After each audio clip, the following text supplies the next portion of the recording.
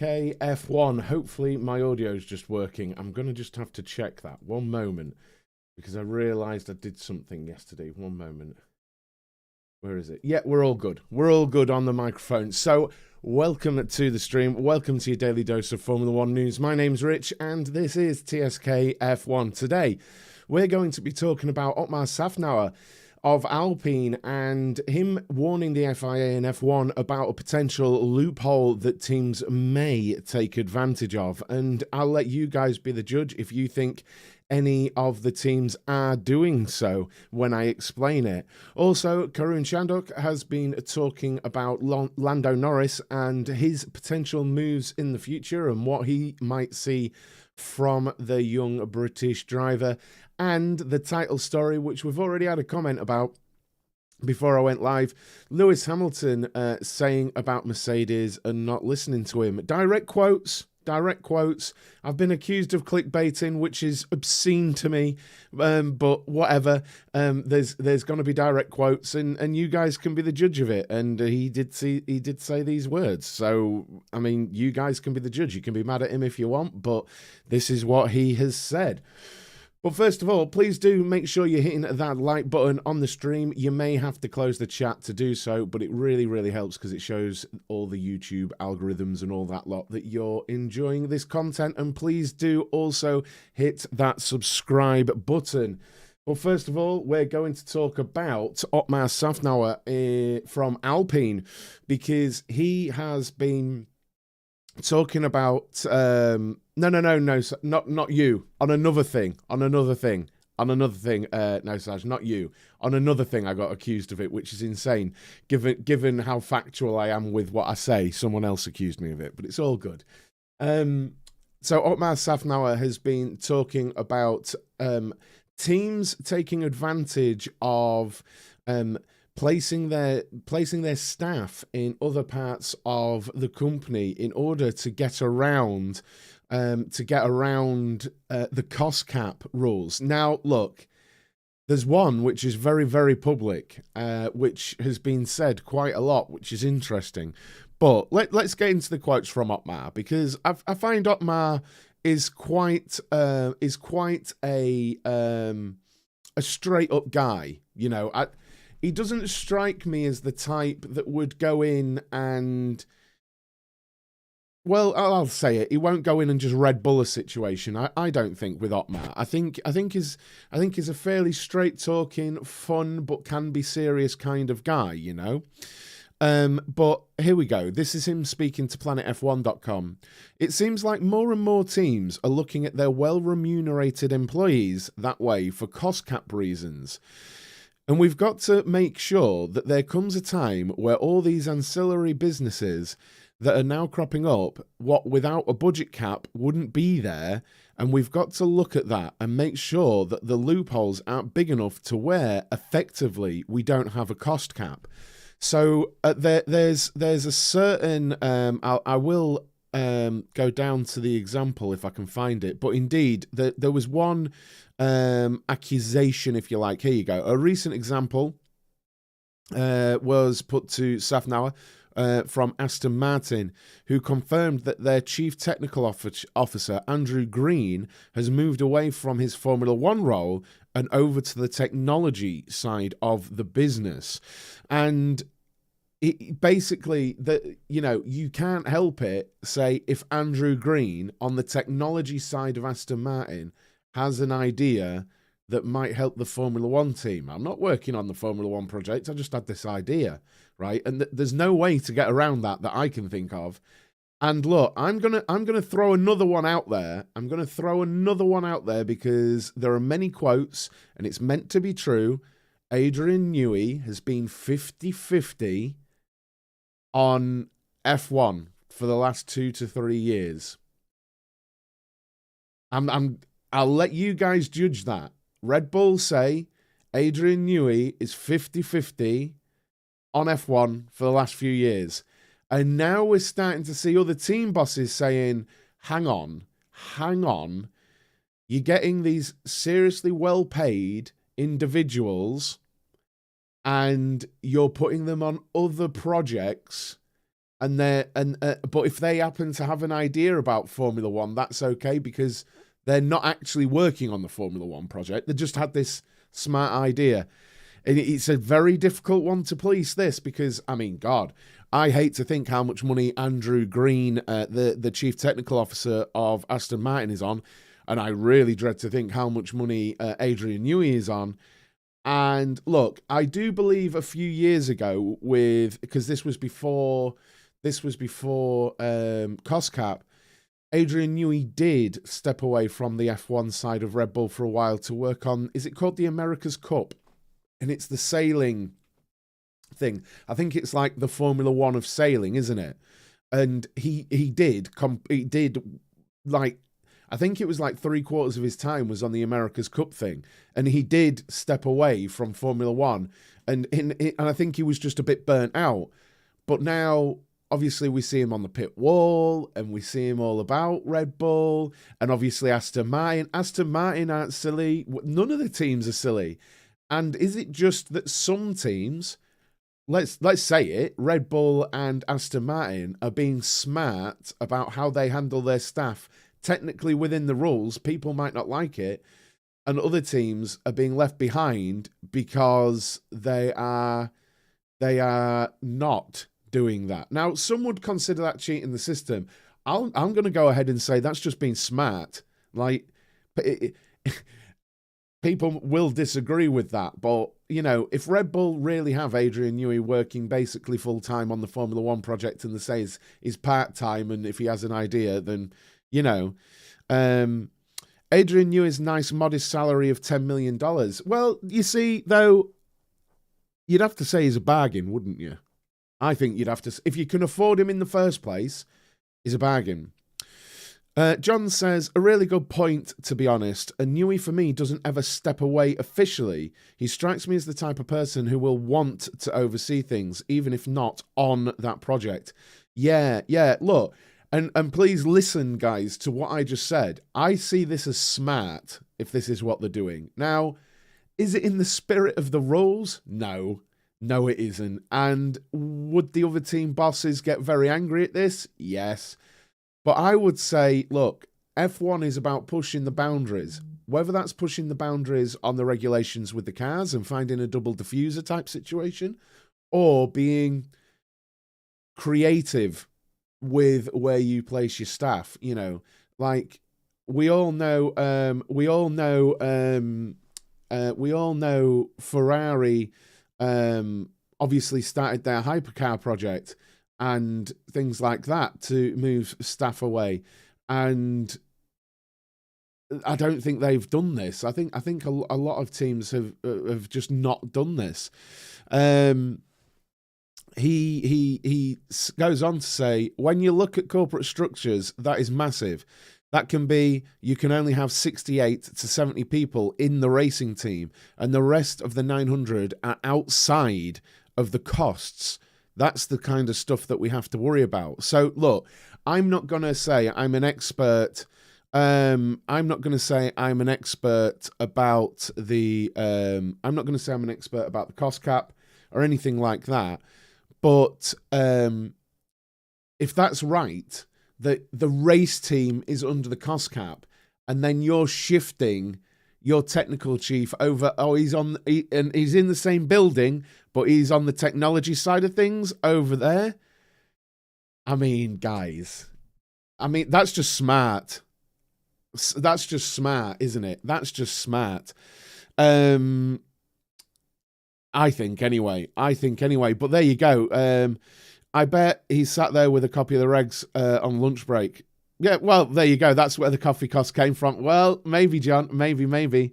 No, I know all about the James Allison thing. I'm waiting for more concrete stuff about the James Allison thing. I'm not gonna. I'm looking to put out a video about that later. I figured that was already all over the place, but I'm not. All I've seen, I will just touch on it really quickly because I don't really want to talk about it. I know it's big news for Mercedes fans, but it isn't really for anyone else. The James Allison thing, I'm seeing bits and bobs. I haven't seen an official thing. And like these quotes and the quotes that are going to follow, I only like to say this is happening. I know a lot of places go on rumour and things like that, but there you go. Red Bull are even smarter, saving 18 million, having McLaren pay the salary of their reserve driver. Well, there you go. I'll be honest, I hate the cost cap. It's designed to bridge the gap. Ultimately, it's who's going to be smartest about the loopholes. Of course it is, Arctic. They are with the car. It's the same thing, isn't it? It's the same thing. But there you go. That's Otmar Szafnauer's take on that. And I do agree with him. I agree with him because it's the same as we were... Oh, wow. Thank you, Ian, for the 5 TSK-F1 gifted memberships in chat. That is the first time. I have no idea how this works, but that is the first time in TSK-F1 history we've had 5 gifted membership. Oh, there we go, look. Mortis and Arctic got a gifted membership. I don't know how this works or how you accept them, but there are still 3 flying about. Cheers. Thank you, Ian. That's amazing. Thank you, dude. Thank you very, very much. That's awesome. Thank you. That's brilliant. Thank you. Nick, Matthew, and Michael also becoming members. There you go. That's awesome. Awesome. Thank you. Thank you very much for that, Ian. That's very generous of you, man. Thank you.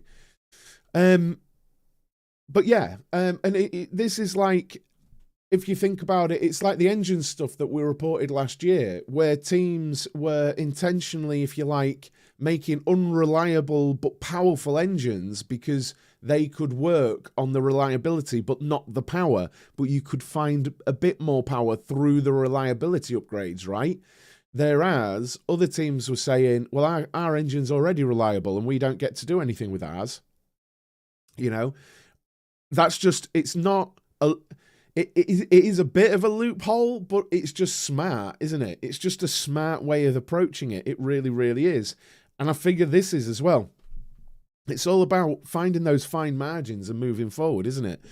So let's move on to the next news now. It's about Lando Norris, and we've spoken about Lando Norris a lot on this channel, And it's probably even more prevalent now to talk about Lando Norris and what he is going to do with his future, because that McLaren looks horrific, doesn't it? It really doesn't look good. And I think everyone can say that. Now, there are the team boss, Stella, he's coming out and saying that actually they'd have both been fighting in the points if it were not for reliability. And I don't know, did we see that pace from McLaren?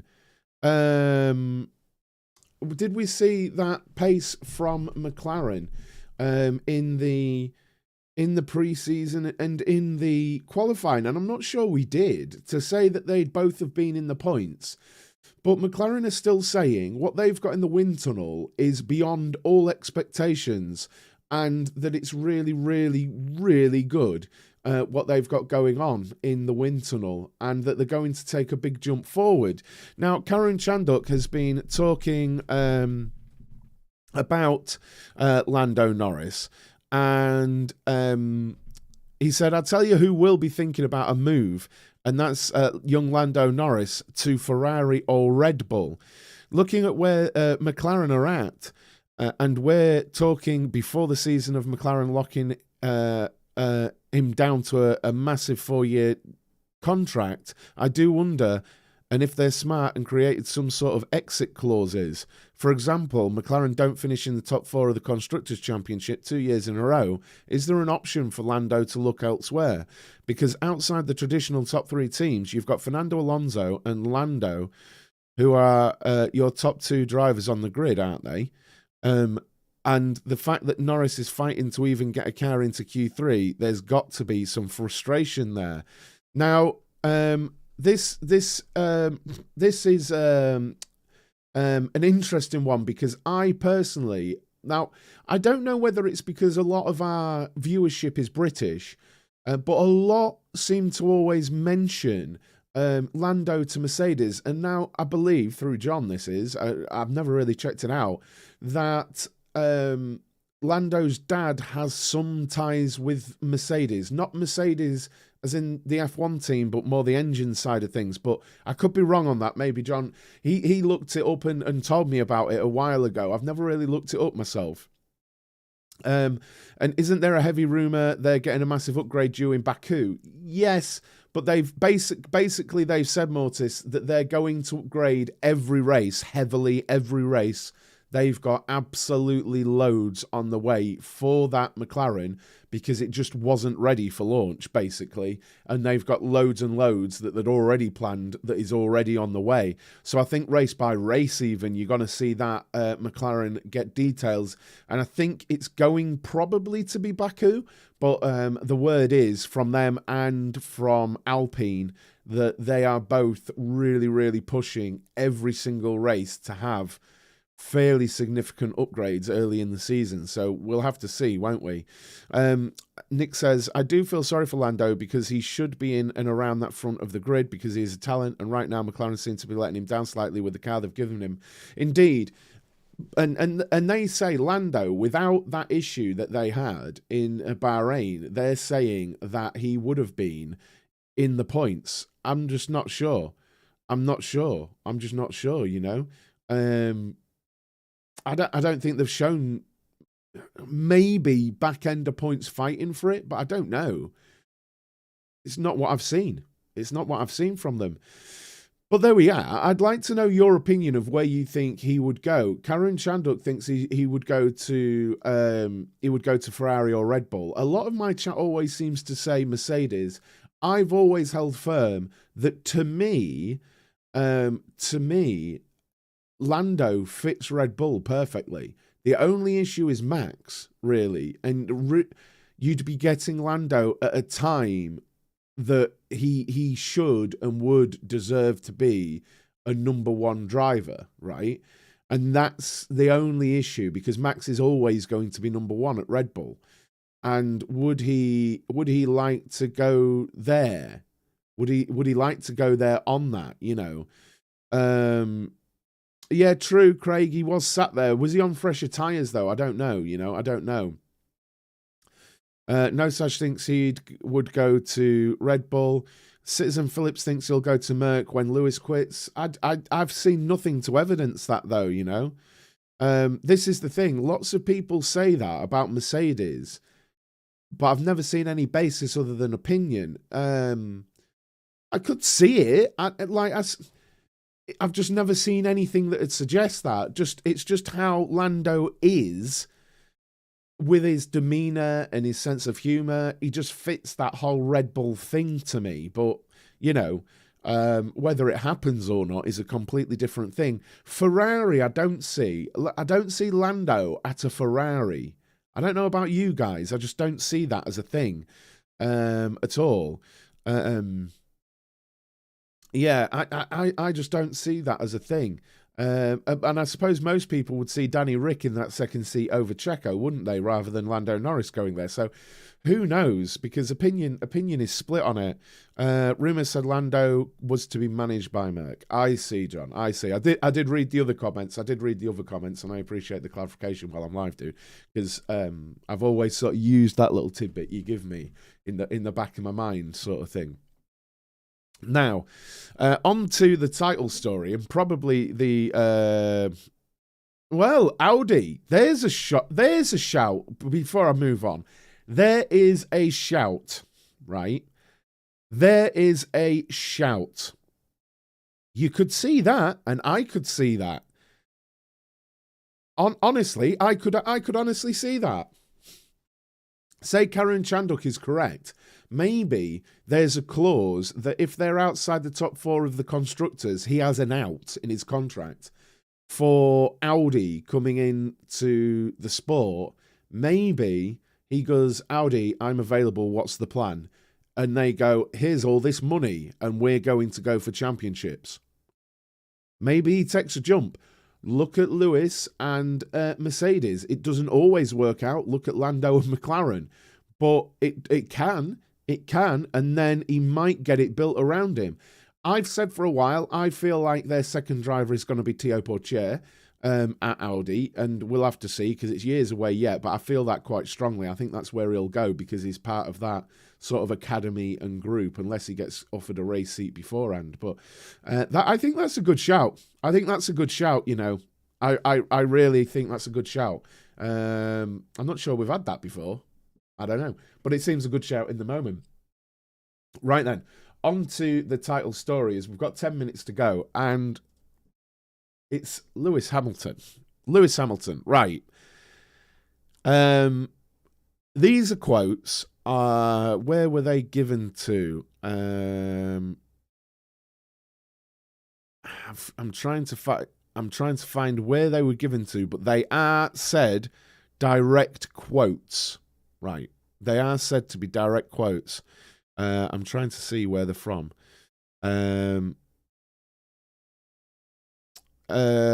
Okay. This is to the BBC. This was to the BBC, and these are direct quotes. And I'll just read them to you, and you can do with them as you wish. Hamilton says about the W14 that the team has not followed through on his guidance when creating the W14 and believes that cannot be allowed to slide.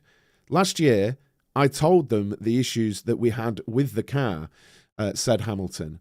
Like, I've driven so many cars in my life, so I know what a car needs. I know what a car doesn't need. And I think there really needs to be accountability. It's about owning up and saying, yeah, you know what? We didn't listen to you. It's not where it needs to be, and we've got to work. We've got to work. We've got to look into the balance through the corners, look at all the weak points, and just huddle up as a team. That's what we do. We're still multi-world champions, you know. It's just they haven't got it right this time, and they didn't get it right last year. But that doesn't mean we can't get it right moving forward. And I find that fairly strong from Hamilton. Now, I don't know how you guys think about that, but that is the first time I've seen him say, or heard him, or whatever, say something of that nature. He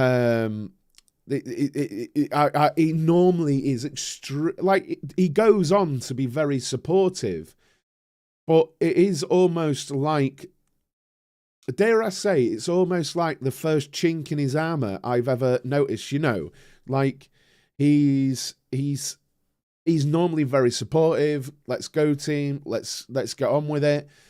And he just says, and I think it's really about accountability. It's about owning up and saying, yeah, you know what, we didn't listen to you. And it's almost like him in another way saying, this isn't me. Like this isn't me. I told them, and what's happening now, isn't me. And yeah, when I saw this, I saw the headline this morning, and I was just like, nah, I'm not having that. Lewis Hamilton won't have said anything like that. He doesn't ever say anything like that, and he has. And like the accountability, it's an interesting one, isn't it? Because there's only so much positives you can use and say, I suppose. Yeah, I agree. It's an interesting one to think of going forward, though, because, you know, normally the message is all about we win as a team, we lose as a team, and things like this. And this is the first time I've ever seen about someone saying about accountability. Now, we had people talking about Allison earlier on. Now, could this be a precursor to sort of a fully official James Allison type situation? Now, by now it could be official, but everything I read was rumor. Could this be a precursor to that that Lewis Hamilton says we need some accountability, and then it comes out that actually Mike Elliott has gone and Allison's back? Like, could this be a precursor for that? You know, like, oh, the 7-time world champion said this, and Mercedes had to take action, and they've decided this. I don't know. Do you think seeing someone like Fernando and the Aston back ahead of him has frustrated him more than we think? Oh, but dude, I think that will have frustrated him big. I really think that will have frustrated him big. And that's not a bad thing. That's not to knock Lewis Hamilton. Like, he's beaten him lots. And I'm a Fernando Alonso fan. So it will really, really have triggered him, I feel like, in so much as he knows where the Aston Martin has come from and where it is. And basically, it looks like Mercedes... I know while everyone's moved forward and Mercedes have, in effect, Mercedes have stood still. You know what I mean?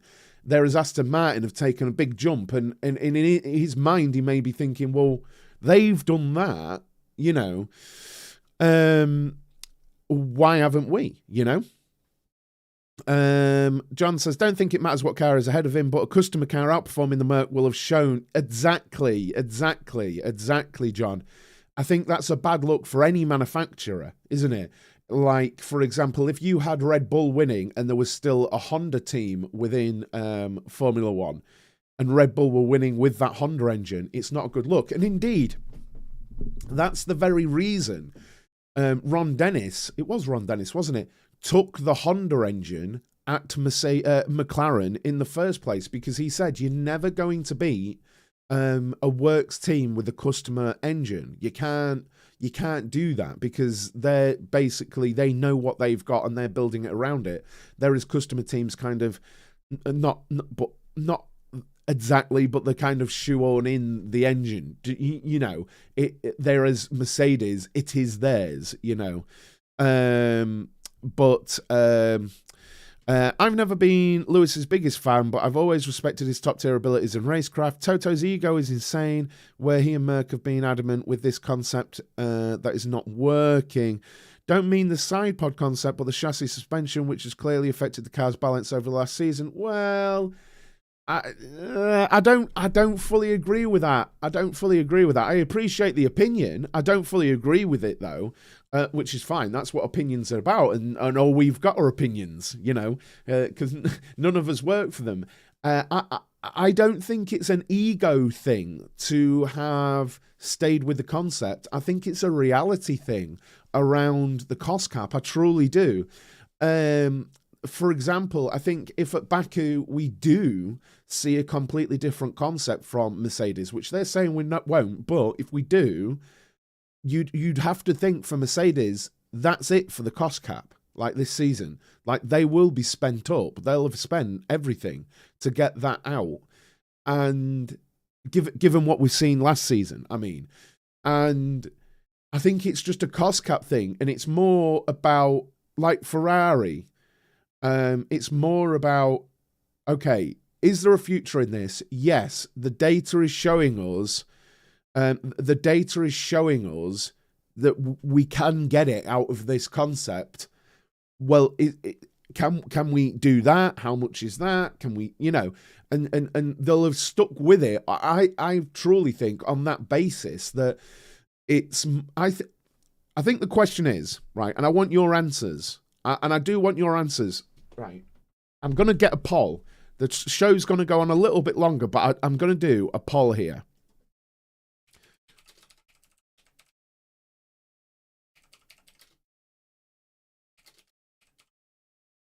There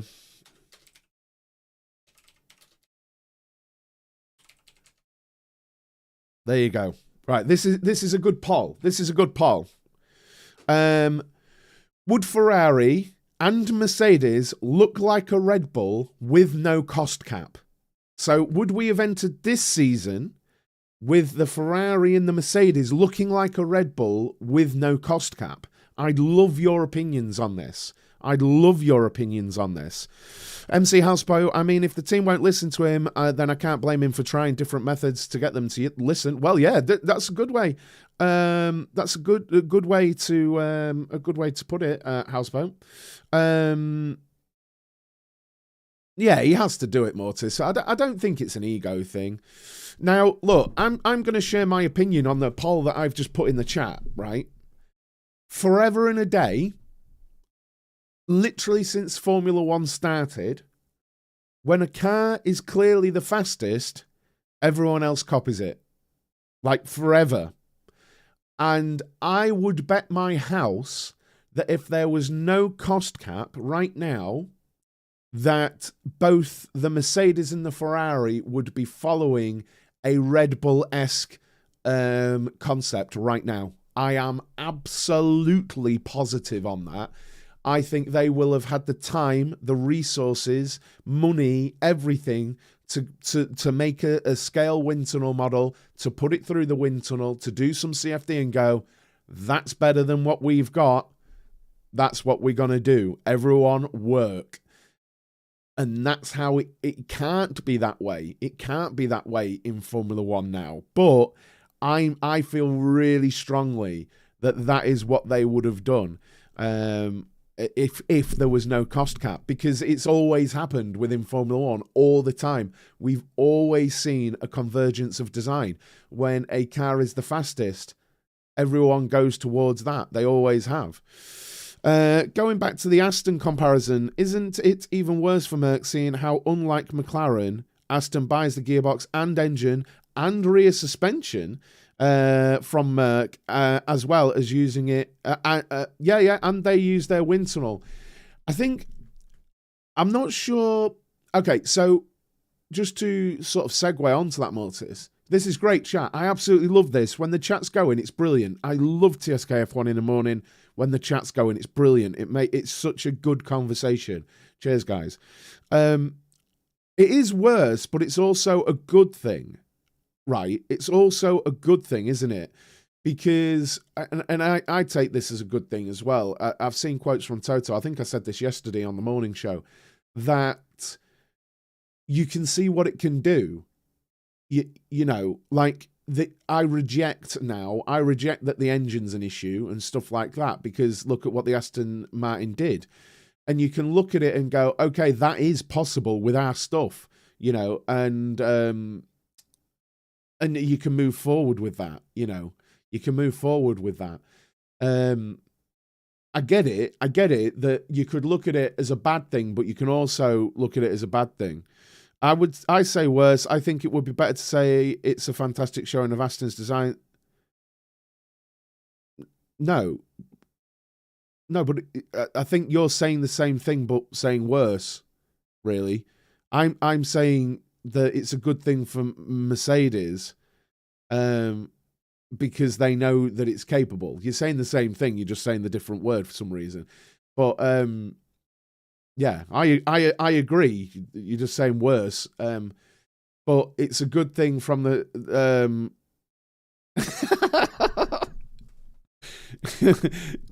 it's all good. It's all good. But yeah, it's an interesting thing. And you know what? I take MC Houseboat's point there as well. If the team won't listen to him, then I can't blame him for trying different methods to try and get them to listen. And, you know, that might be what it is. It might be like an intelligent, left-sided sort of move from Lewis Hamilton to try and get them to listen in a different way, maybe. And there's the quick result of the poll there, with 61% saying yes, they would look like the Red Bull without a cost cap, which is interesting. Small sort of segment of people voting there, but there we are. Please do hit the like on the stream, guys. It really helps. And please do close down the chat and just press that little thumbs up. It really, really helps. And also subscribe down below. That will be it for this morning's TSKF1. I'm gonna do a video later on, probably about James Allison, and I'm gonna have a look for what video I'm gonna do for the VIP Paddock Club members who get exclusive access. So I'm gonna look at what to do for those guys as well, for some kind of deep dive on something F1 for you. I'll be live over on Twitch shortly on my other channel, Pit Lanes. And yeah, thanks a lot for joining me. Keep an eye out for content, and I will see you later. Cheers, guys. Bye-bye.